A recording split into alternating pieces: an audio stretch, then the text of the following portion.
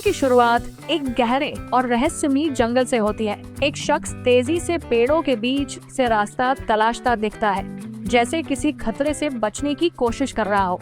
उसकी सांसें तेज है और चेहरा पसीने से भीगा हुआ। सूरज डूब चुका है और हर तरफ अंधेरा फैल रहा है। अचानक उसे एक सुनसान जगह मिलती है, जहाँ एक पुराने पत्थर पर लिखा होता है, यहाँ से वापसी नहीं।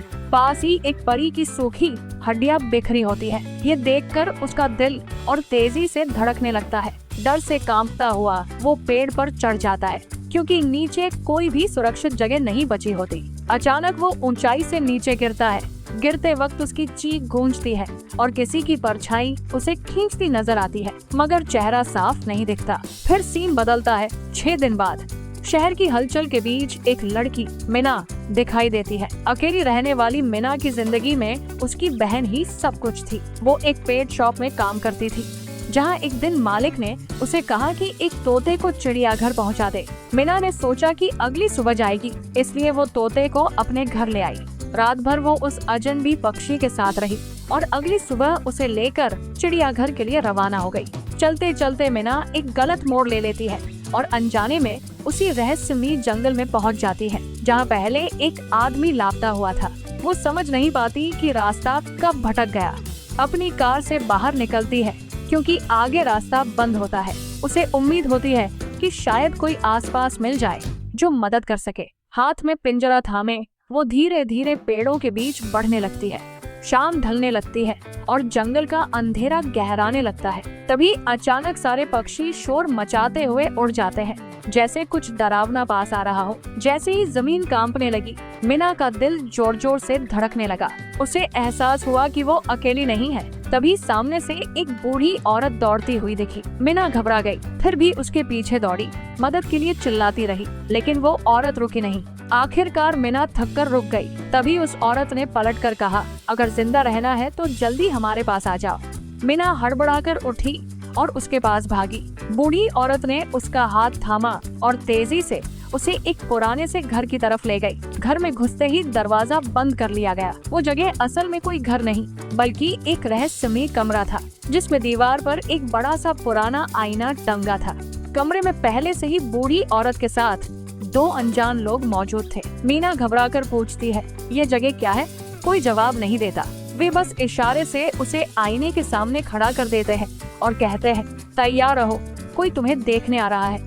मीना और उलझ जाती है, कौन आ रहा है? बूढ़ी औरत, जिसका नाम मर्लिन था, धीरे से कहती है, वॉचर्स, वो हमें देखने आए हैं। तभी कमरे में अजीब सी आवाजें गूंजने लगती है। मर्लिन मुस्कुराकर कहती है, वॉचर्स खुश है, वे तुम्हारे लिए ताली बजा रहे हैं। अच्छा क्या? मीना सन्न रह जाती है। मैडलिन जिन वॉचर्स का जिक्र कर रही थी, वो न तो दिखाई दिए तुमको और नहीं मीना, इदार या किसी और ने उन्हें महसूस किया और एक रात जैसे तैसे करती है इनमें। और सुबह होते ही कि सब उस अजीब जगह से बाहर निकालते हैं। मैडलिन बताती है कि वॉचर्स केवल रात में बाहर आते हैं, दिन में जंगल अपेक्षाकृत सुरक्षित होता है। मीना वहाँ रुकना नहीं चाहती थी। वो आगे बढ़कर इस जंगल से बाहर निकलने की कोशिश करती है, लेकिन मैडलिन गंभीर आवाज में कहती है, ये तुम्हारा सही फैसला नहीं होगा। इस जंगल से बाहर जाने का कोई रास्ता नहीं है। साथ ही चेतावनी देती है कि रात होने से पहले सबको वापस इसी घर में लौटना होगा। अगर तुम देर करोगी तो जान गंवाओगी। ये शब्द मीना के कानों में गूंजते हैं, लेकिन वो किसी की नहीं सुनती। अपने तोते को लेकर वो अकेली ही आगे बढ़ती है। रास्ते में उसे वही डरावना निशान फिर दिखता है, वापसी का रास्ता नहीं। दिल तेज धड़कने लगता है। फिर भी वो सूरज की दिशा में चलती रहती है, जैसे उस लड़के ने किया था। लेकिन जितनी कोशिश करती है, उतनी ही जंगल और गहरा होता जाता है। तभी जमीन के नीचे कुछ हिलता है। कंपी दौड़ जाती है। घबराकर मीना वापस दौड़ती है। घर लौटकर वो थक चुकी थी, हार मान चुकी थी।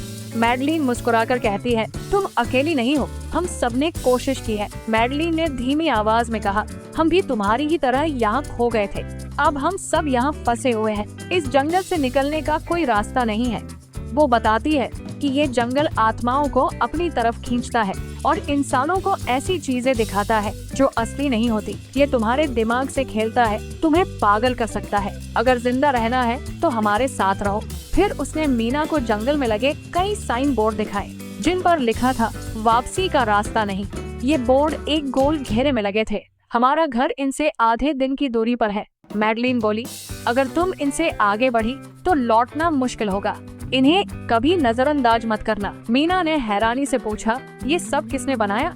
मैडलिन जवाब देती है, एक प्रोफेसर था, उसी ने ये जगह बनाई थी, लेकिन अब वो कहीं नहीं है। रात हो चुकी थी। सब फिर से उस रहस्यमय घर लौटते हैं। हर रात की तरह आज भी वॉचर्स यानी देखने वाले लोग आने वाले थे। इस बार एक लड़की किरा उनके सामने नाचती है और मुस्कुराकर कहती है, मुझे ये सब बहुत पसंद है।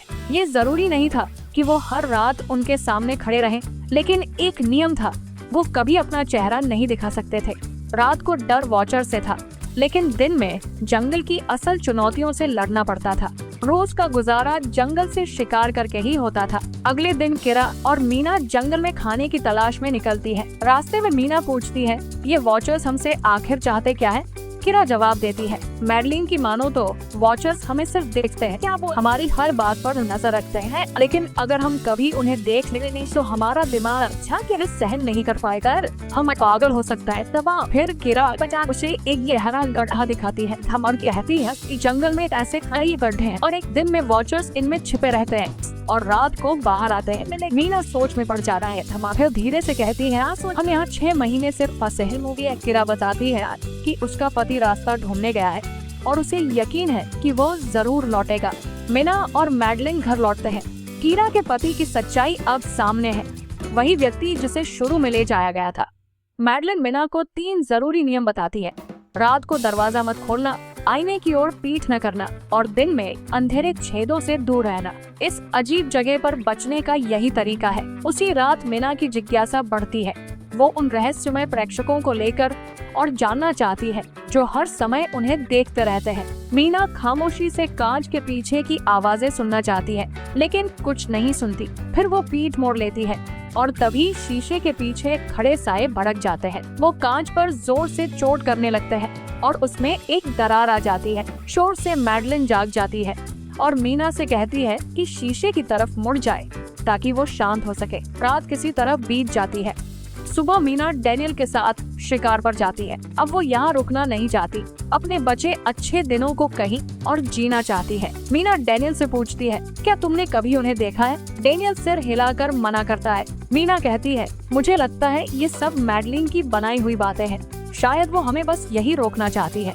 हमें खुद देखना होगा कि सच क्या है। वो सुझाव देती है कि वे छेदों की जांच करें, शायद वहीं से बाहर जाने का रास्ता मिले। डैनियल सहमत होता है। मीना खुद को एक रस्सी से बांधती है और डैनियल उसका सिरा पकड़ता है।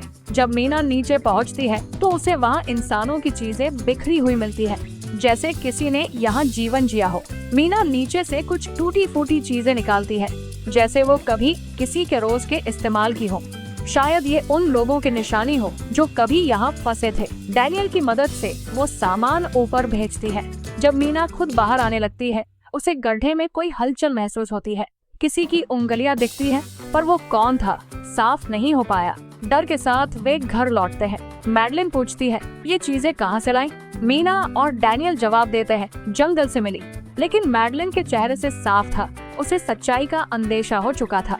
गड्ढे से लौटने के बाद मैडलिन बार बार मीना से पूछती है, तुमने वहाँ क्या देखा? लेकिन मीना चुप रहती है। उन्होंने वहाँ से एक पुराना कैमरा भी पाया था, जिसे ठीक करके उन्होंने घर के बाहर लगा दिया। अब वो खुद निगरानी करना चाहते थे। मैडलिन ने उन्हें चेताया, तुम खतरा बढ़ा रहे हो, मगर उन्होंने उसकी बात अनसुनी कर दी। आज दोनों वॉचर्स का इंतजार कर रहे थे, उन्हें देखने की चाह में। वॉचर्स तो नहीं आता, लेकिन उस रात कुछ ऐसा हुआ जो अब तक कभी नहीं हुआ था। सब कुछ बहुत अजीब। तो दरवाजे पर दस्तक होती है, कैमरे में किसी के पैर दिखाई देते हैं और बाहर से आवाज आती है, हम बिल्कुल कायरा के पति जैसी। कायरा को यकीन हो जाता है कि उसका पति जिंदा है और बाहर निकलने का रास्ता ढूंढ चुका है। वो दरवाजा खोलने दौड़ती है, मगर मैडलिन उसे रोक लेती है। ये वही नहीं है, मैडलिन गंभीरता से कहती है। कायरा उस पर भरोसा नहीं करती। तब मैडलिन सलाह देती है, अगर यकीन नहीं है तो उससे कुछ ऐसा पूछो जो सिर्फ तुम दोनों को पता हो, तभी सच सामने आएगा। दरवाजे के उस पार कोई इंतजार कर रहा था या कुछ और। कायरा ने दरवाजे के बाहर खड़े शख्स से एक खास किताब का जिक्र किया, एक ऐसा सवाल जो सिर्फ उसका पति ही समझ सकता था। लेकिन सामने से कोई जवाब नहीं आया। तभी उन्हें एहसास हुआ कि ये उसका पति नहीं, बल्कि वही देखरेख करने वाला है। जब दरवाजा नहीं खोला गया तो उस अजनबी ने गुस्से में आकर कैमरा तोड़ डाला। बाकी वॉचर्स भी गुस्से में आ गए और शीशे तोड़ने लगे। तब सब लोग शीशे के सामने जाकर खड़े हो गए। अजीब बात ये थी कि ऐसा करते ही हमला रुक गया। उस रात अंधेरे में बहुत कुछ डरावना घटा, लेकिन वे किसी तरह बच गए। डैनियल और मीना आखिरकार मडेलिन को सब कुछ बता देते हैं कि वे गड्ढे में गए थे। ये सुनकर मडेलिन बेहद नाराज हो जाती है क्योंकि उन्होंने उसकी बताई सीमाओं को तोड़ा। गुस्से में आकर वो गड्ढे से लाए सारे सामान को वापस वही फेंक देती है और साफ कहती है कि अब मीना चाहकर भी यहाँ से नहीं जा सकती। वक्त बीतता है, मौसम बदलता है और सर्दियाँ शुरू हो जाती है। ठंड में फंसे हुए मीना हर दिन बाहर जाकर कोई रास्ता ढूंढने की कोशिश करती है, मगर नाकाम रहती है। उसने एक नक्शा तैयार किया है और यकीन करती है कि एक दिन उसे बाहर का रास्ता जरूर मिलेगा। लेकिन अब भूख और ठंड दोनों उनकी सोच पर असर डालने लगे हैं। इसी बीच मैडलिन और डैनियल के बीच तीखा झगड़ा हो जाता है। नाराज होकर डैनियल मीना और मैडलिन को बाहर छोड़ देता है और कायरा को लेकर सेफ हाउस में चला जाता है। फिर दरवाजा बंद कर देता है। शाम ढलने लगती है, अंधेरा गहराने लगता है। मीना और मैडलिन बार बार दरवाजा खटखटाते हैं, डैनियल से अंदर लेने की गुहार लगाते हैं, मगर वो नहीं मानता। अब वे अंधेरे में एक पेड़ की आड़ में खड़े हैं, डरे हुए। तभी आसपास अजीब सी सरसराहट सुनाई देती है। पहली बार दर्शकों को वॉचर्स की झलक मिलती है। लंबे पतले सायों जैसे प्राणी वे धीरे धीरे अपनी छिपी जगहों से निकलते हैं और सेफ हाउस की ओर बढ़ते हैं, जैसे अब वे खुद इंसानों को देखना चाहते हों। जब वे डरावने प्राणी मीना और मैडलिन को बाहर नहीं पाते तो उन्हें जंगल में ढूंढने निकल पड़ते हैं, शिकार की तलाश में। जैसे ही वे दूर जाते हैं, मैडलिन और मीना तेजी से अपने सुरक्षित घर की ओर लौटते हैं। वे दरवाजा जोर से पीटते हैं और डैनियल आखिरकार खोल देता है। सबके चेहरे पर डर साफ झलक रहा था। वे उन प्राणियों को देख चुके थे। काम कभी मैडलिन चुप्पी तोड़ती है। तब मैंने तुमसे झूठ कहा था कि मैं यहाँ फंसी हुई हूँ। असल में मैं खुद इन प्राणियों की खोज में आई थी और इन किताबों में पढ़ा था इनकी लिए परियां है, लेकिन असल में ये चालाक और खतरनाक दानव है, तो वे किसी भी रूप में बदल सकते हैं। मैडलिन ने कहा, मैंने देखा, उसने मेरी ही शक्ल बना ली थी। बाल बिखरे हुए थे, आँखों के नीचे गहरे काले घेरे। देखकर लगा जैसे वे रोज कुछ नया सीखते हैं ताकि इंसानों जैसे बन सके। इसलिए वो हर दिन हमें देखते हैं, हमारी नकल करते हैं। तभी एक बार फिर दरवाजे पर दस्तक होती है। बाहर वही अजीब आवाजें थी। वो प्राणी अब उनसे बात कर रहे थे, अंदर आना चाहते थे। दरवाजा भले ही बंद हो, पर इससे कोई फर्क नहीं पड़ता। उनमें इतनी ताकत है कि वे लोहे का दरवाजा भी तोड़ सकते हैं। उन्हें छुपने की सख्त जरूरत थी, लेकिन समझ नहीं आ रहा था कहाँ जाए। तभी डैनियल को फर्श पर कुछ अजीब महसूस हुआ। जमीन सीधी नहीं थी। उसने कारपेट हटाया तो नीचे एक छुपा हुआ बंकर निकला। वे तुरंत नीचे उतर गए और दरवाजा बंद कर दिया। सब हैरान थे कि ये जगह इतने समय से यही थी और किसी ने नोटिस नहीं किया। बंकर में ढेर सारा खाना, टेक्नोलॉजी, टीवी और जरूरी चीजें थी, जैसे कोई लंबी तैयारी के लिए बनाया गया हो। मीना को जानना था ये किसने बनाया, तो उसने कंप्यूटर चालू किया। कंप्यूटर में इंटरनेट नहीं था, लेकिन पहले से कुछ फाइलें सेव थी। जब उन्होंने उन्हें खोला तो पता चला कि ये बंकर डॉक्टर मार्टिन ने बनाया था। वो इन अजीब प्राणियों को जानता था और उन पर रिसर्च करना चाहता था। इसी वजह से उसने ये सुरक्षित ठिकाना तैयार किया। लालच में आकर उसने लोगों को ऊपर भेजा, जबकि खुद रात के वक्त इसी बंकर में छिपा रहता। ऊपर छोड़े गए लोग इन प्राणियों का शिकार बनते रहे। अपनी रिसर्च फाइलों में डॉक्टर मार्टिन ने लिखा था, ये राक्षस नहीं परियां है, बस बहुत ही भयानक किस्म की। डॉक्टर मार्टिन की फाइलों में लिखा था कि ये प्राणी कभी इंसानों के साथ रहते थे, लेकिन फिर उन्होंने उन्हें धोखा दिया और जंगलों में फंसा दिया। सालों तक जमीन के नीचे रहने से उनकी पंख और जादुई ताकतें खो गई।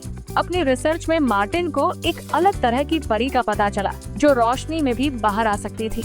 वो परी इंसानों जैसी थी और उसने मार्टिन को नुकसान नहीं पहुंचाया। मार्टिन उसे यहाँ ले आया। वो परी यही रहकर सीखने लगी, लेकिन कुछ समय बाद दोनों के बीच टकराव हो गया। कंप्यूटर में मार्टिन के कई वीडियो थे, जिनमें हर बार उसने कुछ नया खुलासा किया। मीना के मन में एक ही सवाल था, आखिर में क्या हुआ? जवाब पाने के लिए वो कंप्यूटर से आखिरी वीडियो चलाती है। वीडियो में प्रोफेसर मार्टिन खुद को खत्म करने वाला था और उस परी को भी मारने की सोच रहा था, लेकिन उससे पहले उसने जंगल में फंसे लोगों को बाहर निकलने का रास्ता बताया। उसने कहा, शाम को जिस दिशा में पक्षी उड़ते हैं, अगर तुम उसी दिशा में दौड़ोगे तो इस जंगल से निकल सकते हो। वीडियो के अंत में मार्टिन ने कहा, अगर कभी जिंदा बच निकले तो मेरी रिसर्च यूनिवर्सिटी जाकर नष्ट कर देना। कुछ सच्चाइयाँ कभी सामने नहीं आनी चाहिए। मैंने बड़ी भूल की। प्रोफेसर ने आखिरी वीडियो में कहा, जिस दुनिया का समय न देखा था वो बना नहीं सका, इंसानों और परियों को साथ नहीं रख पाया। इसके बावजूद उस रात सबको उम्मीद थी कि अब रास्ता मिल गया था। अगली सुबह वे बंकर से बाहर आते हैं और देखते हैं कि वॉचर्स ने उनका पुराना ठिकाना तबाह कर दिया है। अब उन्हें जंगल से निकलना था सूरज डूबने से पहले। पक्षियों की दिशा का इंतजार करने के बजाय मीना अपने पालतू तोते को आजाद कर देती है। वे उसी दिशा में बढ़ते हैं। रास्ते में उन्हें एक पुरानी कब्र दिखती है, कुछ कहने वाली, कुछ छुपाने वाली। कब्र देखकर मैडलिन कहती है, एक समय था जब ये परियां इंसानों के साथ रहती थी, लेकिन इंसानों ने धोखा दिया और इन्हें जंगल में छोड़ दिया। अब इनके पंख और जादू खत्म हो चुके हैं, इसलिए ये भाग नहीं सकते। चलते चलते सब एक नाले तक पहुंचते हैं। यही उनका बचाव का रास्ता हो सकता है। शाम ढलने लगी थी और वॉचर्स अब अपने ठिकानों से बाहर आ रहे थे। मार्टिन की छोड़ी हुई नाव में बैठते हुए डैनियल अपने पुराने साथी जॉन से टकराता है। जॉन जख्मी था और डैनियल उसकी मदद करने नाव से उतरता है, जबकि बाकी लोग इंतजार करते हैं। डैनियल के लौटने से पहले ही उन्हें एहसास होता है कि जिससे उसने मदद मांगी थी वो इंसान नहीं, एक परी थी जो इंसानों जैसे कपड़े पहने हुए थी। अब उसने डैनियल का ही रूप ले लिया था। वे कुछ नहीं कर पाते और वही परी डैनियल को मार देती है, उसके माथे पर एक अजीब निशान छोड़कर। तभी उन्हें समझ आता है कि परियां इस बहती धारा को पार नहीं कर सकती। वे तेजी से नाला पार करते हैं और आखिरकार शहर पहुंच जाते हैं। सीन कट होता है। मीना अब यूनिवर्सिटी में है। प्रोफेसर मार्टिन के कहे अनुसार उसका डेटा नष्ट करने के लिए। जब मीना रिसर्च डेटा डिलीट करने ही वाली होती है कि तभी उसे एक चौंकाने वाला सच पता चलता है। हजारों साल पहले इंसान, फटाफट और परियां साथ रहते थे। वे आपस में विवाह भी करते थे और उनकी संतानें हाइब्रिड कहलाती है। उसे ये भी मालूम चलता है कि मैडलिन, जिससे वे जंगल में मिले थे, असल में प्रोफेसर मार्टिन की पत्नी थी। ये जानकर मीना उलझन में पड़ जाती है। मैडलिन ने ये बात कभी क्यों नहीं बताई? जवाब ढूंढने वो कीरा के पास जाती है और बताती है कि मैडलिन ने अपनी असलियत इसलिए छुपाई क्योंकि वो इंसान नहीं थी, बल्कि एक परी थी जो अपनी शक्ल बदल सकती थी। कायरा ये सुनकर स्तब्ध रह जाती है। असल में प्रोफेसर मार्टिन की पत्नी मैडलिन की मौत कई साल पहले फेफड़ों के कैंसर से हो चुकी थी, लेकिन प्रोफेसर उससे इतना प्यार करता था कि वो उसे फिर से पाने के लिए परियों के पास गया। उसने एक परी को मैडलिन की तस्वीर दिखाई और उसे उसकी शक्ल दे दी। मीना ये सब बताते बताते महसूस करती है कि वो असल में कायरा से नहीं, बल्कि उसी परी से बात कर रही है जिसने कायरा का रूप लिया है। तभी असली कायरा वहाँ आती है, लेकिन नकली कायरा उसे बेहोश कर देती है और मीना पर हमला करने पड़ती है ताकि उसका सच छुपा रह सके। मीना को मारने से पहले उसने कहा, मैं बाकी परियों से अलग थी। वो मेरा मजाक उड़ाते थे क्योंकि मैं दिन में भी बाहर निकल सकती थी। गुस्से में उन्होंने मुझे निकाल दिया। मीना ने शांत स्वर में जवाब दिया, तुम सिर्फ अलग नहीं, खास हो। तुम एक हाइब्रिड हो, आधी इंसान आधी परी, इसलिए तुम दोनों दुनियाओं में रह सकती हो और तभी जंगल से भाग पाए। मीना की ये बात सुनते ही मैडलिन को उसके पंख और जादू दोबारा मिल जाते हैं। वो बिना कुछ कहे उड़कर चली जाती है, मीना को पीछे छोड़कर। कहानी कुछ हफ्तों बाद की झलक दिखाती है। मीना अब अपनी बहन के पास रह रही है। जंगल की घटनाओं के बाद वो डर और उलझन में थी। उसने अपनी बहन से कहा, मुझे लगता है वो परी अब भी मुझे ढूंढ रही है। उसकी बहन ने मुस्कुराकर जवाब दिया, डर मत, अब सब ठीक है। लेकिन आखिरी सीन में घर के बाहर एक अनजान लड़की खड़ी नजर आती है। वही परी मैडलिन, जो अब इंसानों की दुनिया में एक लड़की की शक्ल में रह रही है। यही कहानी खत्म होती है रहस्य के साथ।